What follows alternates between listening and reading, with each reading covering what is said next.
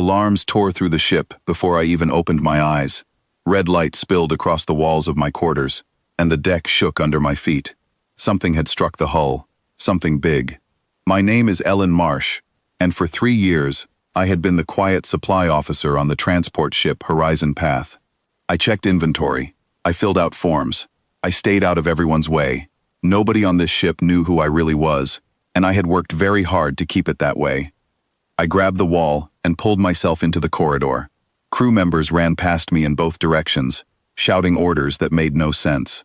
Then I heard Captain Dale's voice crack through the comm system. Borders, unknown borders. All hands to defense stations. My stomach dropped. Not from fear, from something older than fear, something that had been sleeping inside me for a long, long time. I had spent my whole life pretending to be ordinary. My mother had been part of a research program on Kessel Station, a program that tried to give a small number of people better reflexes, sharper senses, and a calm mind under pressure. The program was shut down years ago, for reasons nobody explained to us. Most of the results, as they called us, were never heard from again. I was one of the few who got out and disappeared into a normal life. Until tonight. The lights flickered and died in the corridor ahead of me. In the darkness, I saw shapes moving that did not belong on this ship. Tall, narrow figures with long limbs, moving in complete silence. Voxari raiders. I had heard stories about them from other traders. Ships found empty, crews never seen again. A young engineer named Peter Hale stumbled out of a side room, his hands shaking as he tried to load a stun rifle. One of the raiders turned toward him, faster than anything human. I did not think. I moved. My body remembered things my mind had tried to forget. I crossed the corridor in a heartbeat, faster than Peter could blink, and pulled him back through the doorway, just as the raider's claw swept through the space where he had been standing. The impact against the wall was loud enough to shake dust from the ceiling. Peter stared at me, his mouth open, but there was no time for questions. I told him to get to the escape pods and find anyone else who was still able to move. He did not argue, he just ran. I turned to face the raider alone.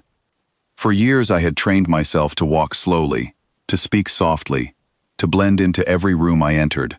All of that fell away in an instant. My senses sharpened until I could hear the raider breathing from 3 meters away. I could see every twitch of its long limbs before it moved. The fear that should have frozen me instead turned into something clean and focused, like cold water clearing my mind. The raider lunged. I stepped aside without thinking, caught its arm, and used its own speed against it, sending it crashing into the wall behind me. It rose again almost instantly, but so did I, and this time I did not wait. I struck first, aiming for the joints where its armor was thin, moving the way my mother's old training notes had once described. Efficient, controlled, final. The raider went still. I did not have time to think about what I had just done. Alarms were still screaming, and somewhere deeper in the ship, I could hear more crew members shouting. I ran toward the sound, my bare feet silent on the cold metal floor. I found 3 more raiders in the cargo bay, standing over a fallen crew member named Grace Odom, who was still breathing, but clearly hurt. My heart pounded, not with panic, but with purpose.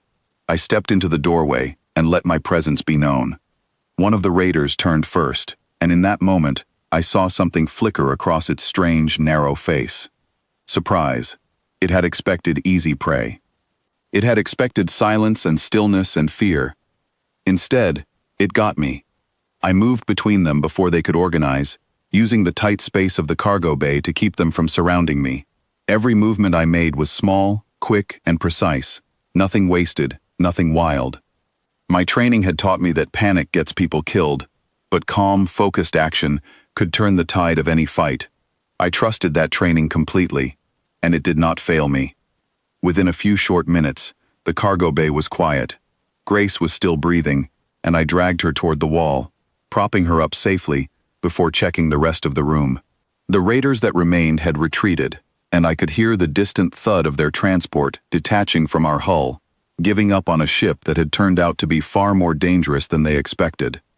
I dropped to my knees beside Grace, my hands finally shaking now that the danger had passed.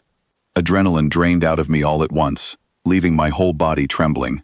Grace opened her eyes slowly and looked up at me with confusion written across her face.